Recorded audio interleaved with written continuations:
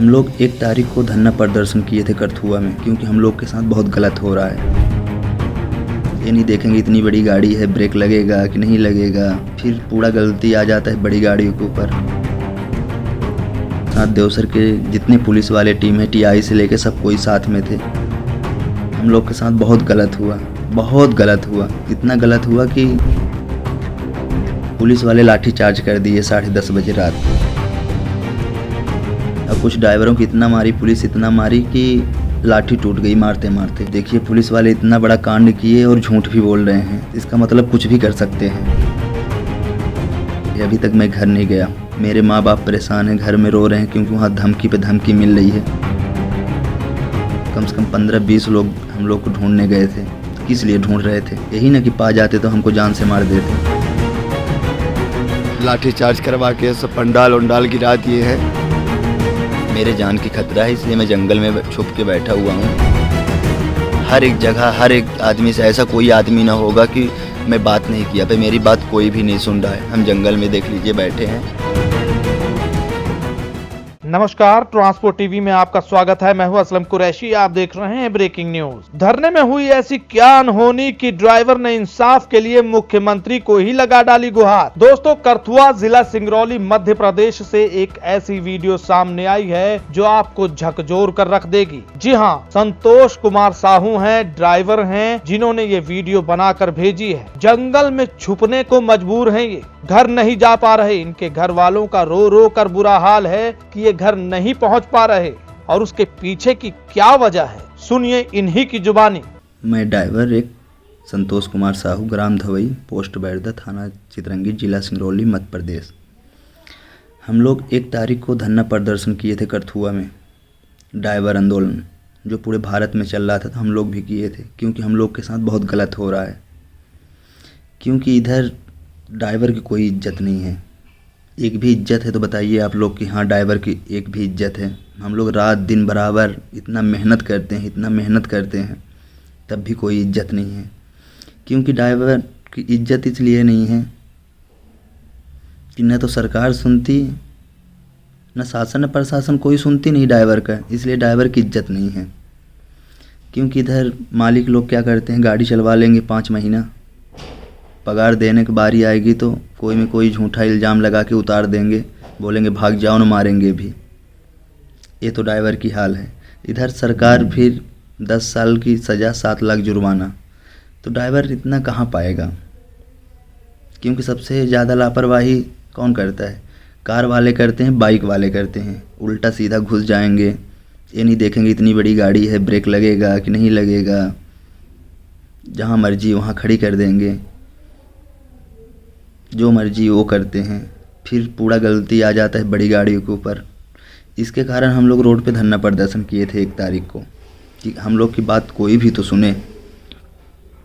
फिर इसके बाद पूरा दिन सही साट चला, कोई दिक्कत नहीं, क्योंकि हम लोग के साथ देवसर के जितने पुलिस वाले टीम है, टीआई से लेके सब कोई साथ में थे। बोले आप लोग अपनी मांगे पूरी कर सकते हैं, बस सही तरीके से, कोई गलत तरीके से मत करिएगा कि आप लोग के ऊपर आ जाए कुछ बात। इसलिए हम लोग सही तरीके से कर रहे थे। सिर्फ बड़ी गाड़ी ट्रांसपोर्टिंग का काम रोक रहे थे, और छोटी गाड़ी और एम्बुलेंस जाने का पूरा रास्ता दे रहे थे। किसी प्रकार की दिक्कत नहीं थी। मेरे पास वीडियो है, मैंने वीडियो शूटिंग इसीलिए चालू करवाया था कि कोई बात ना हो। मैंने खुद अपने पैसे से, किसी से ना तो मदद लिया, किसी ड्राइवर भाई से, न किसी सरकार से। मैं अपने पैसे से टेंट लगवाया, खाने पीने का पूरा ड्राइवरों को व्यवस्था, पानी का टैंकर मंगाया, लकड़ी मंगाया कि किसी प्रकार की ड्राइवरों को दिक्कत ना हो। पुलिस वाले आए, बोले ठीक है, 1 नंबर का है पे आप लोग रास्ता जाम मत करिएगा। हम लोग बोले सर ठीक है। फिर पूरा दिन सही साट चला। रात को 10:30 बजे हम लोग के साथ बहुत गलत हुआ, बहुत गलत हुआ। इतना गलत हुआ कि कोई सोच नहीं सकता कितना गलत हुआ। फिर पुलिस वाले लाठी चार्ज कर दिए 10:30 बजे रात। लाठी चार्ज किए, टेंट पूरा गिरा दिए, लात मार दिए नीचे। खाने पीने का गद्दा, रजाई, कुर्सी, मेरी गाड़ी जो भी था सब पिकअप में लोड करके ले गए। पिकअप में लोड करके ले गए।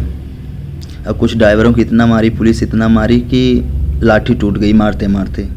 उनको मैं सुबह सरकारी हॉस्पिटल सीधी ले गया, क्योंकि सिंगरौली नहीं ले गया, क्योंकि शासन प्रशासन उनकी है, हम लोग की कहीं सुनी नहीं जाएगी, इसलिए सिंगरौली नहीं गए, सीधी चले गए।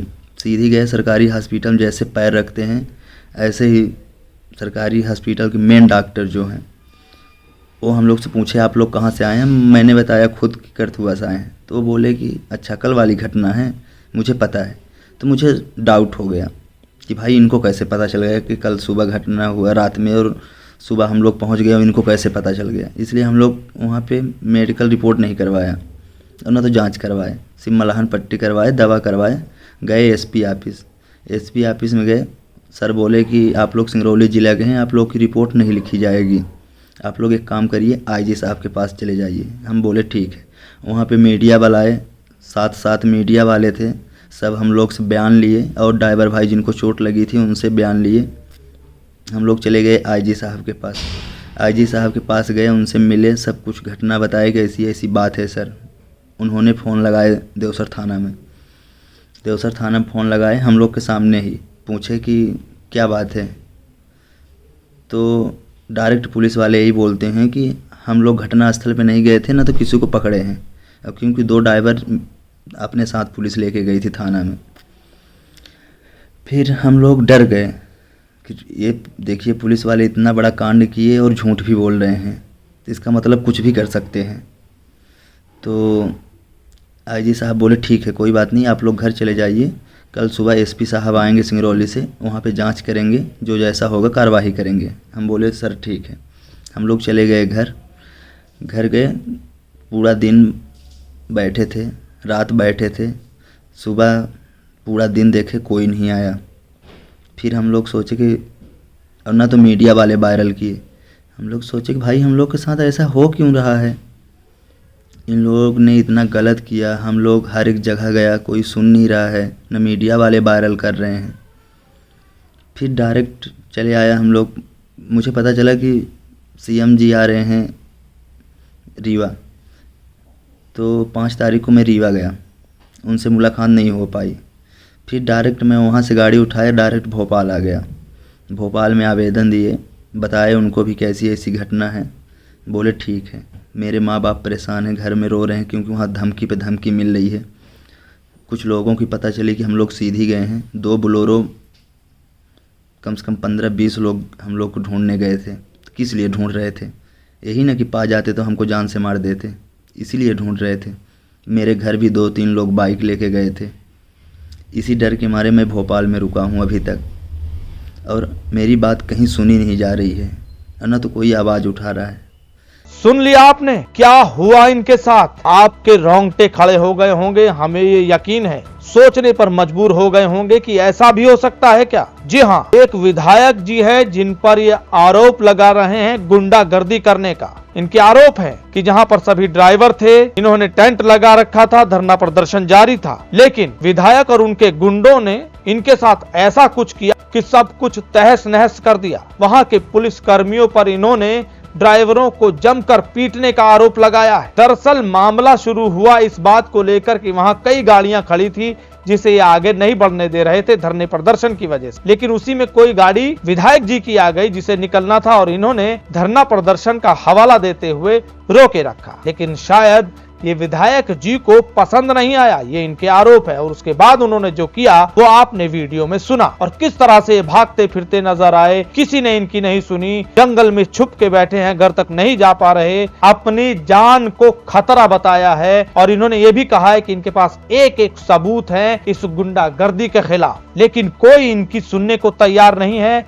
इसलिए ये मुख्यमंत्री से आरोप लगा रहे हैं, इनको अपनी जान का खतरा है, इन्होंने साफ साफ बता दिया। और हाँ, रोड पर आप निकलते हैं तो भी आपको कई तरह के खतरे होते हैं, इसलिए इंश्योरेंस अपने पास जरूर रखें ताकि गाड़ी या आपको कोई नुकसान हो तो आप उसका भुगतान कर सकें। इसलिए इंश्योरेंस ट्रांसपोर्ट मॉल से 90-831 नंबर है। दोस्तों, संतोष कुमार साहू ने प्रशासन पर भी मिलीभगत का आरोप लगाया है। ऐसी ऐसी बातें बताई हैं कि क्या ही कहने। सुना होगा आपने, इन्होंने कहा कि जब ये डॉक्टर के पास गए तो उनको ये बात पता थी कि ये करथुआ से आए हैं। इसका मतलब है ये बात इतनी फैल गई या इनके बारे में इतना कुछ फैला दिया गया कि ये दर दर भी जाएं तो इनकी कोई सुनवाई ना हो। थकार कर इन्होंने मुख्यमंत्री से गुहार लगाई। इस वीडियो को देखकर आपके क्या विचार हैं, कमेंट सेक्शन में लिखकर जरूर बताइएगा। अगर आपको ट्रांसपोर्ट टीवी का काम पसंद आ रहा है तो सुपर थैंक्स दे सकते हैं। सुपर थैंक्स देने के लिए क्या प्रोसीजर है, स्क्रीन पर आप देख सकते हैं। अगर आपने अभी तक हमारा YouTube चैनल सब्सक्राइब नहीं किया है तो चैनल को सब्सक्राइब कर लें।